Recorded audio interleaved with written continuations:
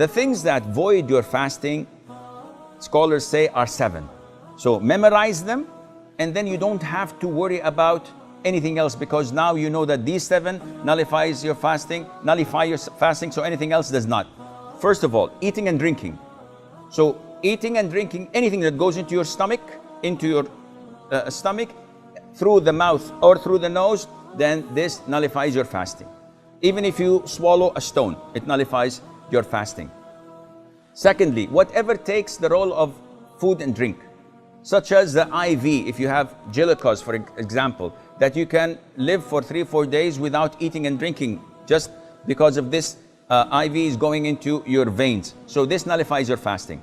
And this means that if I take antibiotics, if I take Voltaren shots, if I take insulin, if I take penicillin, anything that does not nourish me, that does not take the role of eating and drinking, this doesn't nullify your fasting. So if someone says, if I have to take vaccines, does it affect my fasting? No, it doesn't. I have to extract a tooth, and the doctor gives me or anesthesia. Does it affect my fasting? The answer is no. Thirdly, vomiting intentionally. I ate too much, I have something going on, I don't like it, I put my finger or smell something and I vomit intentionally, this voids my fasting. If I ate too much and I feel disturbed and all of a sudden, without me helping it, I'm throwing up, I'm vomiting, this is unintentional, it doesn't affect your fasting. Fourthly, cupping, and this is an issue of dispute among scholars.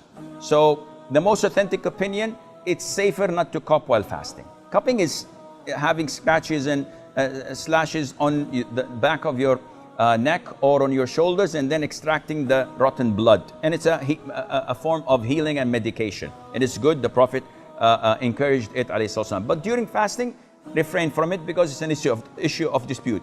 However, taking samples of your blood for the hospital is totally permissible. Bleeding from your gum while the dentist is working, does not affect your fasting. Try not to swallow it. What else? Donating blood, if it wears you down and it's a pint or two, in this case, make it after Maghrib. And if you don't have the possibility to make it after Maghrib, then do it and make up for that day.